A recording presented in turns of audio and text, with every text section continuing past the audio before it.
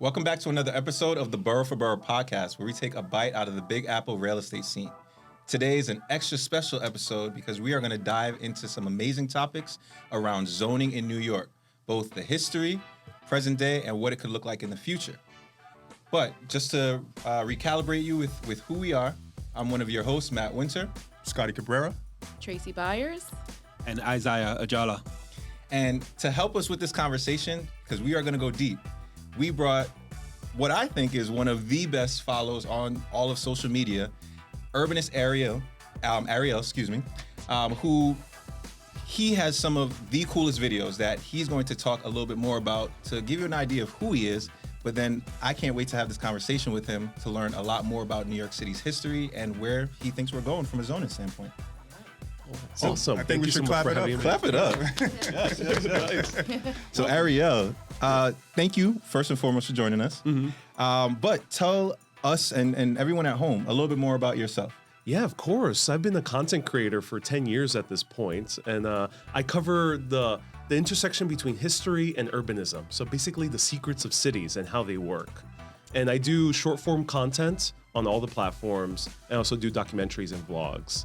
But I've been super fascinated into all things urbanism, including real estate, especially in New York City, because it's one of the most interesting cities in the entire world. There's always something new to cover here. Absolutely. Yeah, and I can admit, I've watched most of your videos, and every time I learn something. And I'm someone who was born and raised here. Oh, very and cool. What I personally love, and I'm sure a lot of your followers do as well, is you have a very unique way about how you provide the information that I almost wish that you were my history teacher back in the day, because I would have definitely paid a lot more attention. Well, the reason I even make videos is because I used to be a bit bored by history when I was a kid and through schooling. So I thought to myself, this is interesting. It doesn't have to be boring, Right. especially even learning about how a city works. It doesn't have to be boring. So yeah. Now, do you primarily focus on New York as a city, or you focus on other cities around around the world? I'm based in New York, so it tends to be the most what I cover. But I do travel all around the world. So I've covered extensively Europe at this point, and now I'm covering more and more America. So basically, anywhere that's a big city, I'm willing to cover it. Cool. Yeah. So I guess my first question is obviously around zoning. Now, zoning is obviously described as the blueprint of every city. How would you describe New York's zoning compared to maybe like a city like Houston, where it's a bit more chaotic, from my opinion? That's a great way to exemplify the big differences in zoning, because Houston, I recently did a series of videos in Houston, a part of my series called Ariel in America. And I was shocked at how Houston had no zoning regulations at all. It has no official zoning regulations. There are indeed covenants in the deeds that tell you what you can build, but technically no zoning at all. So it makes for a city that's a bit chaotic, but also extremely sprawling. Okay. So the most craziest thing I saw was a tiny little single-family home surrounded by a petrochemical factory, basically. Wow. That's great. Which can't be healthy. Yes. That sounds chaotic. I visited a community leader that showed me her home, and she lived right behind a cement factory with actual dust accumulating right behind her home. So crazy stuff like that in Houston exists, where since there's no zoning, you can have industry right next to residential. But also in residential, you can have a triplex next to a single family, next to an apartment building that is maybe 10 families, 20 families. Wow. Right. Yeah. Which in a way, some of it is good because you get to build fast. So Houston has less of an issue with rents and house prices. Right. But the downside is it's a bit chaotic and could lead to issues with people living right next to places where they shouldn't be living to. Right. The system that we have in New York, would you say that on the other side that it's unique to New York, or is it something that is kind of similar to other cities that are not Houston? From my experience, it seems to be very similar to most of the major cities in the world, especially Paris or London or San Francisco or LA. New York is very restrictive. It's actually way more restrictive since 1961, when virtually the entire city was downzoned. So the city could used to be able to build as much as they wanted to. Right. Hence, that's why we have neighborhoods like the Upper West Side, especially if you go to West End. you have these huge 12-story, 15-story buildings. Right. But technically, according to zoning regulations that were enacted in 1961, those buildings are over zone. They're over the zoning limit. Oh. So they're technically illegal. So if those buildings were to collapse, couldn't sadly, build them. they can't build to the same capacity. Yeah. Wow. Interesting. So then, based on that, right, how much of the rules set in 1961 do you think contributes to the housing crisis that we have now? I think greatly, because it it handicapped the entire city from building any more housing. And this is very evident in neighborhoods throughout Queens and throughout Brooklyn, where those neighborhoods, especially right next to train stations, it would make sense to have 5-story, 6-story, 7-story buildings for multifamily homes right next to the station. But no, according to the zoning regulations, you can only have 1 or 2 stories maximum. Yeah. I guess that's, what's that, TOD? TOD, was it transit-oriented development? Yeah, I guess we'll touch on that more. Yeah, we'll touch on that, but Scott, I think you were about to say something. So you call yourself the urbanist. What is an urbanist? For those who don't know. Urbanist has different meanings across the world. For example, in Europe, it means someone who literally works in urban planning. Okay. But traditionally here in America, it came up as an honorific title for someone who got to deeply know the city by exploring it. And the reason I even got the name for my show was because I was inspired by Jane Jacobs, the woman who ended up saving Washington Square Park, Greenwich Village, especially against the plans of Robert Moses to build highways through it. And she was considered an urbanist because she did not have any academic training in urban planning or architecture. Right. But she just walked all throughout the city and got to know it by experiencing it. And that's why I call myself urbanist. Nice. Yeah. Okay. But I mean, you're a New Yorker and you're a trained engineer. So you obviously have a lot of, especially in the way that you deliver your content, there's a lot of fact-based and there's a lot of numbers. Yeah. We're realtors, so a lot of our work is based off of not only the regions, but the numbers associated with it. In terms of what you've seen as an urbanist, I'm curious to know, do you see where we're going in terms of the rate that we're building or not building and where we're building? Do you find that to be sustainable? No, not at all. So I think we're going to reach a critical point where rents are just obscenely expensive for most individuals that the city will just collapse economically. And this will happen throughout cities all around America. Because New York City, in order to meet the demand for housing, we have to build between 500,000 to 1 million more units. Wow. We are not building nowhere near that amount. For example, the city of rezoning that happened last year, for context for anyone listening, New York City upzoned the city by a little bit across the entire city. Right. That will only add, I think the number was like 80,000, 100,000. It's nowhere near enough. So I think we need to really kick into high gear as a city and start providing housing for all. So what's your solution to that then? What's your solution to, I guess, getting more housing in the city? Yeah, I think the solution, to me, it's very clear. Like cities like London have done this, where it's just upzoning the city a little bit across the entire place. So agnostic to if it's Manhattan versus, the Bronx, just the whole city. Just the whole city, just upzone it by a little bit. What do you think the reason is why they haven't? Because it seems clear, like that's a great idea, but do you think it's like more bureaucratic? Like I just don't understand why something like that wouldn't be the solution that everyone's thinking of. It's a complex, making videos on this, I get comments that people are extremely anti-building. Okay. And it's this sense that the buildings that are going to be constructed are not for me, quote unquote. They're too expensive. I get that. And then B is people don't want their property values to go down. That's from their perception. So they think that if, let's pick a random neighborhood in Queens like Glendale, that has the potential to be upzoned and to grow.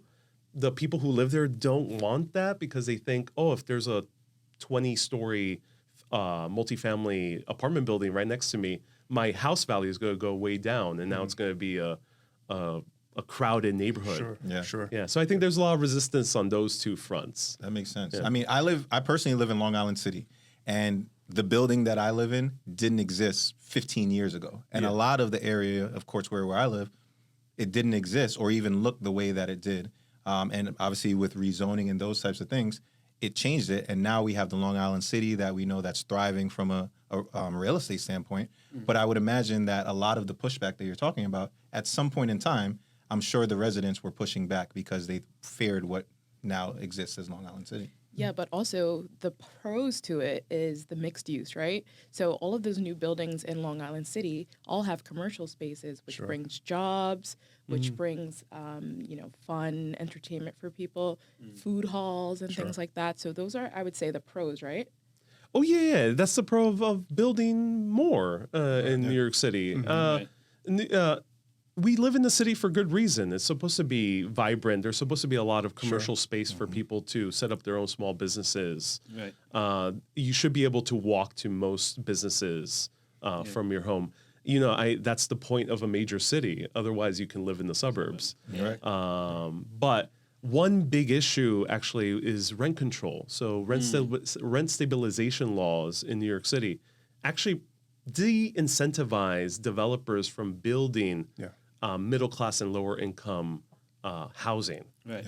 Which that's why we see just such a massive uptick of luxury housing, because that's what economically makes sense for anyone who's in the endeavor of development to even build. Right. Right. Now, obviously, New York City like the back of your hand. Are there any areas in the 5 boroughs which you could say is probably prime for rent stabilized development? Oh, yeah. I mean, there's a lot of places where it can definitely grow immensely. One of the places I've been meaning to make a video on is Sunnyside Train Yards. Yeah. Okay. So historically speaking... That's in Queens? That's in Queens, yeah. Okay. That's right next to Long Island City and Sunnyside, Queens. Okay. And these are the biggest train yards, if I'm correct, in all of Queens, and I think one of the biggest top 3 in New York City. They're definitely way bigger than Hudson Yards and what used to be the train yards above Midtown right now. So historically in New York City, and also this applies to London and major cities across Europe, they build, the biggest development happens over train yards because they deck over the train yards and then they can upzone it.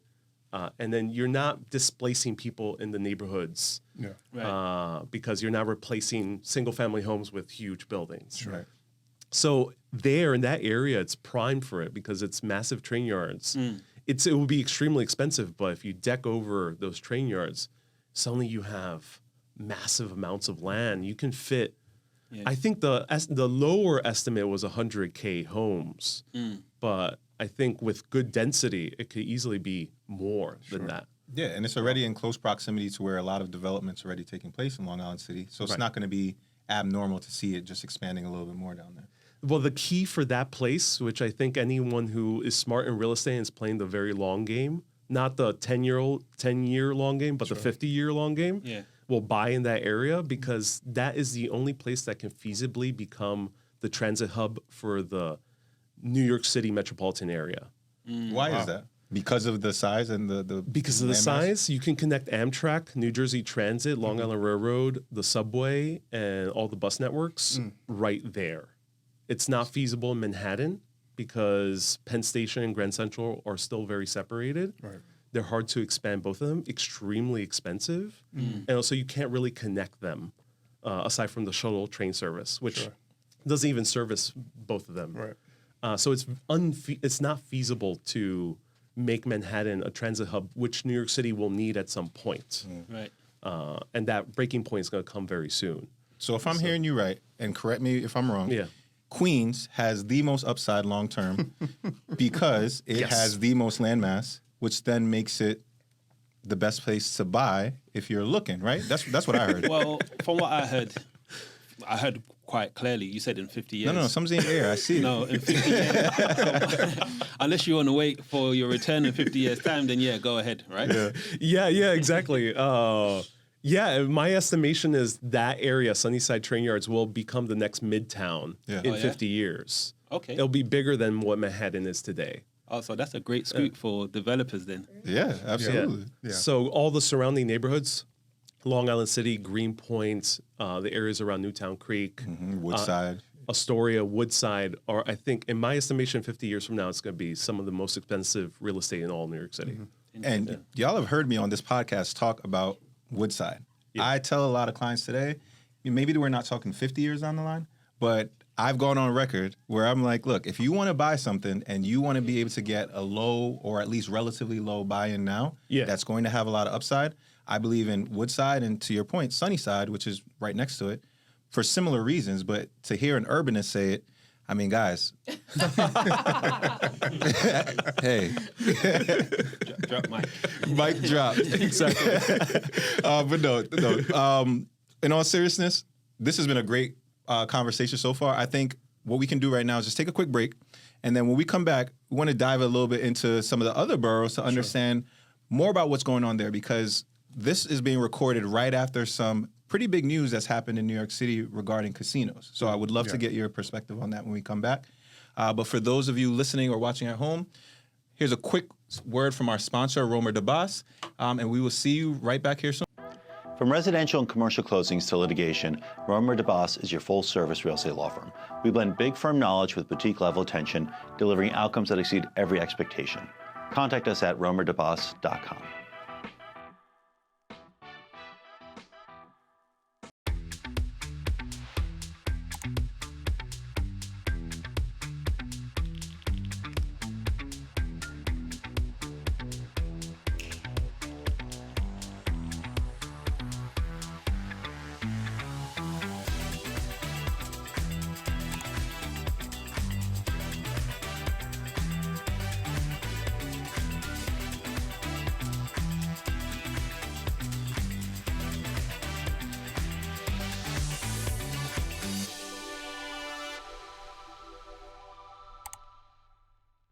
Hi, I'm Evan Greenberg with Langdon Title. I specialize in title insurance across New York, helping real estate attorneys, agents, and brokers close with confidence. I solve problems fast and keep your deals moving. Contact me anytime. All right, welcome back to the Boro4Boro podcast. So if you are just joining us, we had an interesting conversation with Urbanist Ariel talking about zoning in New York. But before we jump back in to talk about casinos, which just got approved this week, right? Or this or last week. Yeah. Just want to give a quick shout out to Origin Cafe, which just opened up this week in Long Island City. They're some good friends of the show. So if you are ever in Long Island City, it's in Court Square, right below Skyline Tower. And they got some goodies for us today. So we are going to dive in. Nice. Yeah. What do we have? All right, so y'all know I love my matcha. So these are matcha cakes. We got some cheddar and chive biscuits. And then I'm going to assume that this is chocolate-filled. But it's a chocolate-filled teddy bear? I'm not going to be the one to dive into that, but we got some goods. I'm good. So shout out to Origin Cafe. But as we were saying, before we were going to dive into casinos, but Scottie, I know you said there was something that you wanted to touch on. So I know we left off, we were talking about infrastructure and stuff like that. So transportation infrastructure in the Bronx has historically been underserved. So what changes do you think could drastically improve transit access and connectivity for Bronx residents? Wait, Ariel, so before you answer that, I also want to include Brooklyn in that. We're not talking about Brooklyn, right? Any opportunity. In a way, it's the solution, I think, applies to all the boroughs, but especially the outer boroughs. It's light rail. Okay. Similar to what they're doing with the IBX. Okay. Mm-hmm. The Bronx has these corridors. I think Fordham Road is one of them. The Bronx, I don't know it too deeply, I must admit, but Fordham Road is a huge corridor that's underserved by transit. So if we start as a city building light rail to connect these parts and not needing to spend billions of dollars on subway, and taking use of our roads that already exist, that could be a big game changer. But how would that affect, from your point of view, Bronx real estate? Actually, it would probably drive more traffic to the Bronx. Like I think more developers would probably go up that way. Oh, I see. Considering, I think transportation is definitely like the most important thing in the boroughs. For any commuter and developer. And people already think that the Bronx in their mind is far. Right. So if you have another solution that's not certain train lines or just the buses that exist there, I think a lot more people, their eyes are going to open up and say, well, maybe if you just factor in the commute time, maybe this is more of an option that I'd be willing to maybe not be in somewhere that I thought of before, but I'm now only 30 minutes away, where in my mind it was 45 an hour. Right. And There's some beautiful areas of the Bronx. Absolutely. Bronx, Cross country club. Country club, yeah. The ferry also is a game changer because especially by Soundview and Thrall's Neck now. Yes. And then also the 4 new Metro North stops. Yes, Right. Rochester has one. Exactly. Yep. Yeah, that's a major one. And the other thing is as well, living in the city, being by the subway is a huge factor, right? With being in the city, you don't want to feel like you're in the suburbs. So if they can bring a light rail over there, I'm sure that will increase property values. But you mentioned that IBX. Before we go to the casinos, can you just touch on what that is, that IBX? Yeah, the IBX is using old rail infrastructure that has been only used for freight for decades at this point, and very lightly slow. So apparently it was like 1 freight train per day, I think. So they're converting that into light rail that will connect from Jackson Heights, Queens, all the way down, if I'm correct, to Bay Ridge, Brooklyn, which would be a game changer because it would connect, I think it's 10 or more train lines all together. Wow. So it'll cut about an hour of commute time from Queens to southern Brooklyn. Wow. And that's I hope that's only the beginning, because that could be the beginning of a light rail network that will connect the outer boroughs more extensively. Which I feel like people just need to see that it's a thing. Yeah. To actually be more willing to do more of it. And that will only blur the lines between Brooklyn and Queens. Have you noticed that? Because now with the IBX, it'll feel like they're one borough. Yeah. I mean, Queens is already That'll never be the case. Just so you know, Ariel, and I know you know this, Queens is the world's borough. So if anything, it is just getting Brooklyn to just wake up and realize what's really going on. Right.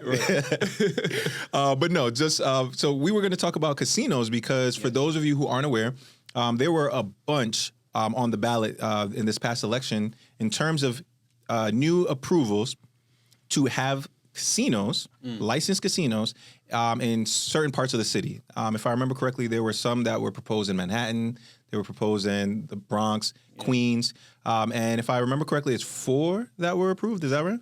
3. 3, yeah. And it's all in Bronx and Queens, actually. We didn't get none, Tracy. No, they denied Manhattan. They tried it in Times Square. They tried it in Hudson Yards, but they were all denied. There's a lot going on there Good already. reasons, though, because, I mean, those areas, Midtown, they're already congested. Sure. So adding a casino would bring so much more congestion. So.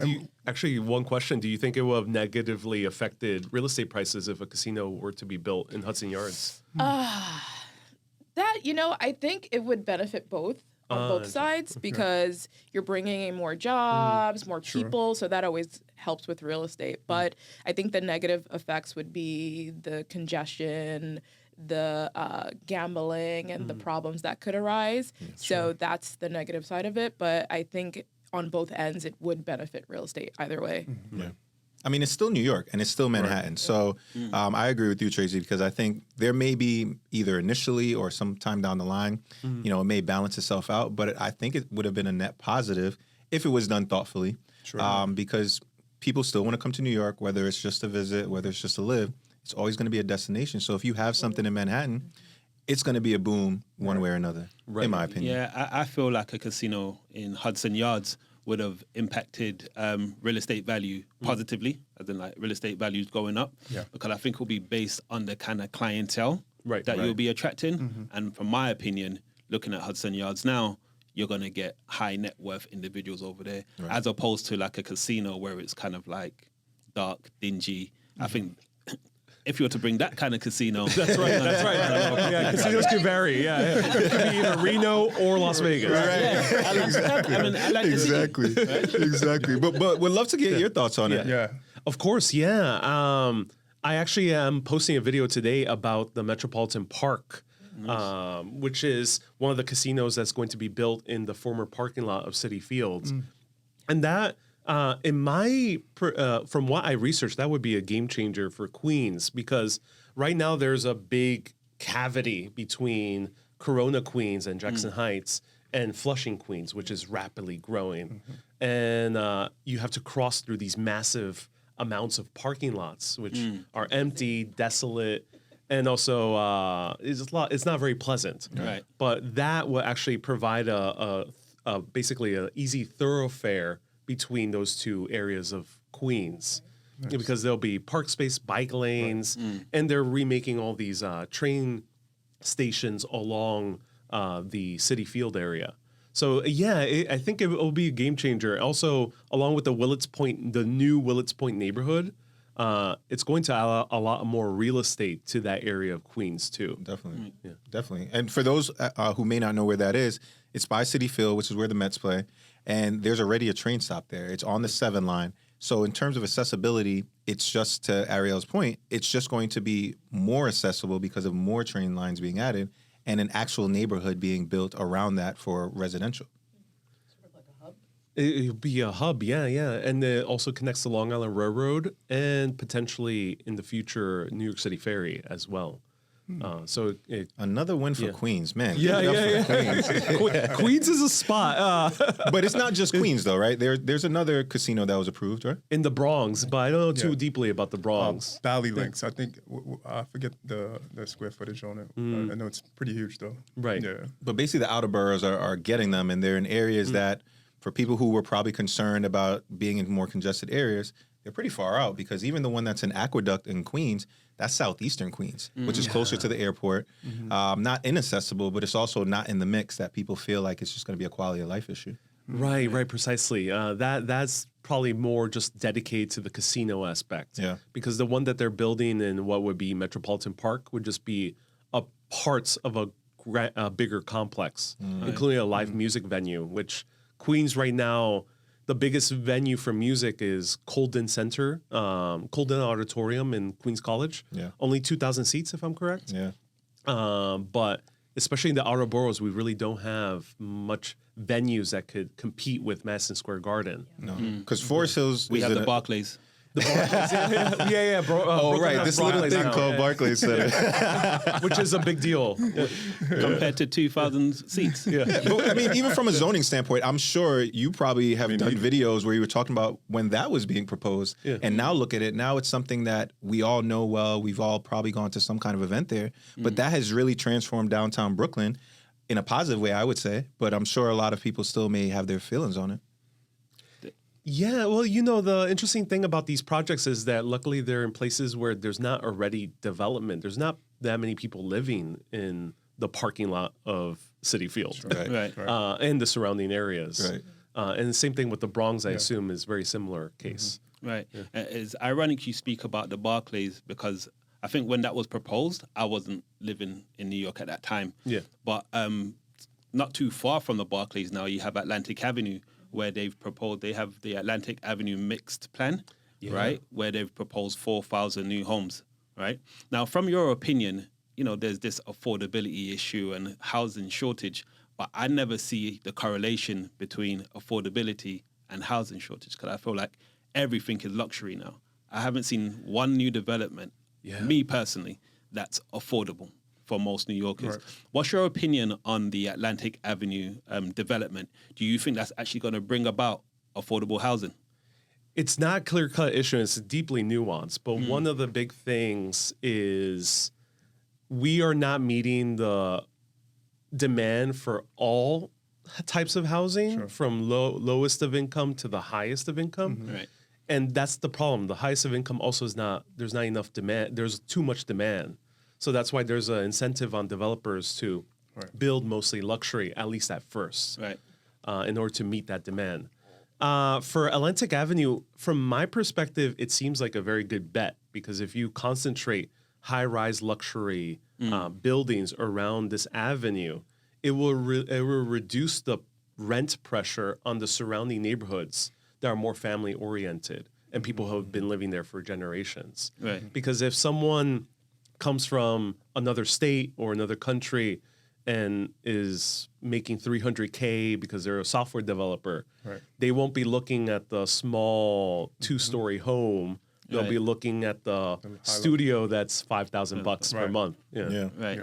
So that, actually, there's something I was curious to get your thoughts on, because something that was proposed and approved this year was ADUs, these accessible dwelling units. And in a lot of Queens, where I cover, and in Brooklyn, that's going to be a game changer, because it is going to a degree, allow for a lot more housing. But I'm curious from your perspective in terms of what does that look like in terms of zoning? Is that something that needs to be rezoned to be able to make that happen? Or is it just something that once approved is just approved?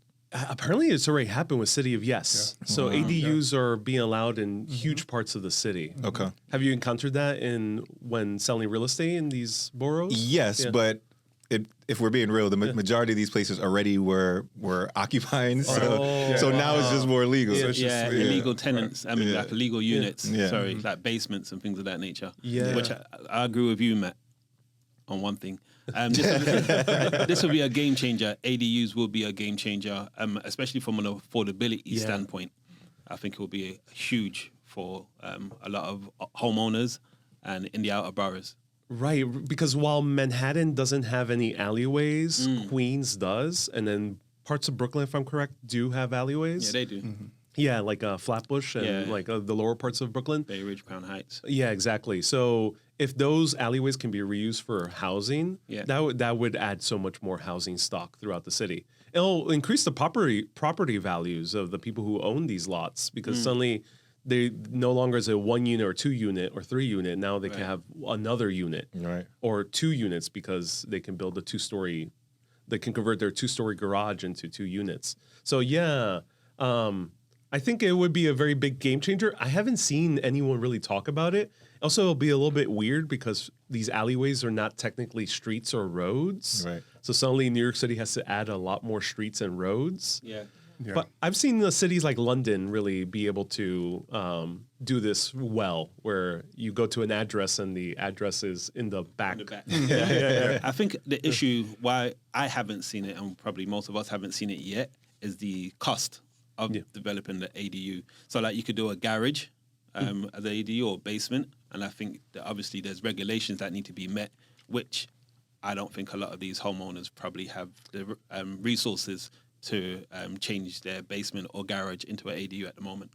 Yeah, precisely. Yeah, you would have to build all the infrastructure. You have to like put water piping and heating. And then potentially there might be some type of rent stabilization, so you can't put it to market rate. So there's going to be a lot of restrictions. And no wonder this is probably not a selling point for you guys yet. I think it is. I think it is. You think it is? Okay. I think it is. Yeah, because you can get an additional income with the property you buy. So it definitely is a selling point. I guess it's just a case of being familiar and comfortable with like developing or developing your basement or your garage to making it.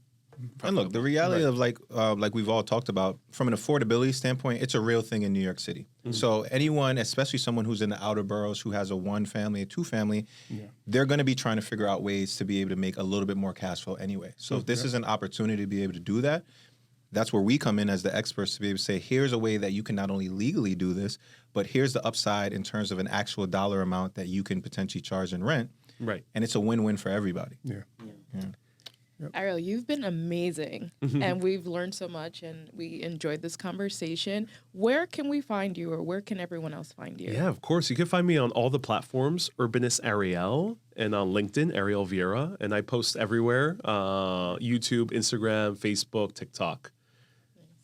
Nice. So Nice. other than the fact that we know that Queens is where it's at, thank you for proving that. Look, this is our last episode of the year, which is crazy. So thank you for joining us. Thank you. My pleasure. It sounds like 2026, there's a lot that's going to be happening, but it sounds like it's a pretty bright outlook because obviously with rezoning and a lot of new things that are happening, I think there's a lot of optimism around what we think in terms of buyers and sellers, but in terms of just the direction that the city's going in terms of up, because there's a lot more opportunity to do so. Is that right? Yeah, I'm I'm very cautiously optimistic. Yeah, sure. So I hope that is the case. There's the sentiment. It seems not just within the city, but nationally, is growing towards more acceptance of building and adding more housing. So this is a very good thing. Yeah. So I think as long as we maintain this sense of like, yes, we need to build more, and we need to make it easier for people to build more, I think 2026 will look very nice. With that said, all right, what are some of the most promising initiatives or developments that you, like across the boroughs, that you've taken a liking to? Oh yeah, a lot of them. It's definitely the casino plan in Metropolitan Park, which I think would make Queens a much more interesting place. Definitely the Atlantic Avenue rezoning. Okay. And also the rezoning in Manhattan with Garment District. Yeah. Which I think it's a very dense neighborhood, but those buildings definitely could use a sprucing up and a changing of what their use used to be. Yeah. I have two more questions. So with that being said, right, where, other than Sunnyside, which you mentioned earlier, And other parts of Queens. what other areas would you, if I'm a homeowner or developer, what neighborhoods, areas would you point at and say, maybe because of the rezoning, has a huge uptick? Oh, that's a good question. Outside of Queens, It's like all of them are in Queens. admittedly, it would not be Manhattan because Manhattan, I think, is so expensive. But I hope that changes at some point. So that just leaves the Bronx. Yeah, it's the Bronx and Brooklyn is so Bronx. exactly. The Brooklyn is so dense that's very difficult to carve out opportunity. At least from my point of view, I'm not a developer nor homeowner, at least yet. So we could change that. the Bronx to me is most interesting because there seems to be a lot of opportunity. Sure. And at least if you are in the game of trying to make some good money from buying a plot of land and building something, I think you'll probably end up making more higher runway with the Bronx than you would in Brooklyn or Manhattan. Yeah. But that's my perspective. There's generally opportunity everywhere. But at least I think for the individual landowner or developer, the Bronx might be a good bet. Mm-hmm. And then my last question, your thoughts on commercial to residential? Oh, commercial to residential. You mean office conversions? Yes, office conversion, correct, yes. I mean, they're nice. I would not want to personally live in what used to be an office because I think the architecture is a bit dull for a living. But there's the cool thing about housing in a major city is there's a market for everyone. Sure. Yeah. So sometimes I go by a train station. I'm like, why would someone live right by a train station? Yeah. I've personally met a few people who just love being right by the train station and they can sleep through anything. Yeah. And then I think the same thing with office conversions. There's a market out there for people who just are so excited to live right in the middle of Midtown, right in the middle of the Garment District. Yeah. And I think it's great that we're opening up what used to be offices to people living in them. Right. And this is nothing new. This has happened throughout the course of history of cities across the world. Right. We always take what used to be one use and make it into a new use. Right. Yeah. I guess that's where loft apartments came from, right? Right. Yeah, loft apartments in Soho. And then it became the trend that the new developments in Williamsburg are basically designed in the same way as the loft apartments in Soho. Yeah. And maybe we'll unlock new kind of housing styles, new apartment styles from former offices. Yeah. One thing that I've been meaning to ask you about, because actually one of my favorite videos that you've done is talking about landmark neighborhoods. And you did a video talking about Addisley Park, which is in Southeast Queens. I actually have a listing there, which used to be Lena Horne's home. But that neighborhood is landmarked. And I'm curious to get your thoughts on, or just understand a little bit more about like landmarking in general, like that whole process, because obviously they started in a long period of time ago, and there's a reason why in terms of those places being zoned initially and then developed the way that they are, that now homes in those types of area, they increase in value because of how scarce they are to be able to own a landmark home. Yeah. Yeah, so landmarking, I don't know the exact process per se, but in essence, it's basically the Landmarks Commission saying that there's restrictions on now what you can do with this home and what you can do with these buildings. And if there's an empty plot of land, it has to be built in the same style or the same height as the home nearby. Yeah. And this is the case in Park Slope, as you said, Addisley Park. Yep. And what are you curious about in that regard? Just in terms of, do we foresee that there are any other places that could one day just turn into landmark neighborhoods? Because I'm not sure if that's something that is a living, breathing thing that they're considering landmarking other places, or even what goes into that. It's tough, because we're in such a pressure for housing to add more pressure through landmarking and through historic districts. Yeah. Right. It would be a bit inconvenient, but of course there's beautiful architecture Luckily, Addisley Park is preserved, but the nearby neighborhoods in Queens, not so much. Right. Right. Certain areas in Brooklyn, like the ones by Ocean Parkway, Eastern Parkway. Flatbush, I think East 31st, you had some of those limestone buildings. I think they went through a process recently within the last year or two where they were being landmarked. Yeah. I think the best middle ground is, yes, we should preserve the facades of these buildings, but we should allow for developers to build height, more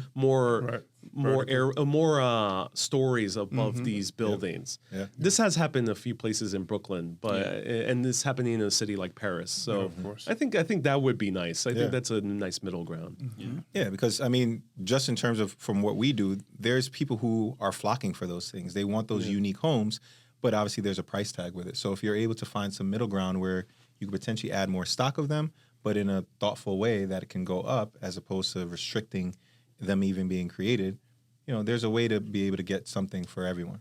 Yeah, exactly. And then New York City could use its beautiful historic architecture. It still has a lot of value. Absolutely. I think if the look is preserved, it actually raises the value of the overall home, building, and the surrounding neighborhood. Right. Yeah. Look, this was an amazing episode, so thank you again for joining us. Very knowledgeable. Oh yeah, my Super pleasure. knowledgeable. What a way to end the year. Yes. Invest in Queens. ASAP. Investing. Do I got to say anything else? But again, make sure you follow Urbanist Ariel on all social media platforms. Last I checked, you have over 2 million followers, right? Yeah. Right now it's at 2.1 million followers. Yeah, Just a modest 2.1 across four platforms. Yeah. But Amazing. there's a reason why everyone follows him. We all follow him, and why you should as well. But make sure you also like, subscribe, and follow us on the More Network. This has been another great episode and the perfect way to end this year. Yeah. Really looking forward to more episodes in the future, and hopefully a lot of stuff that we talked about happen in the shorter term, not the longer term. But until then, have a great rest of your year, and thanks for joining us. Well done, team. Let's do it. Peace.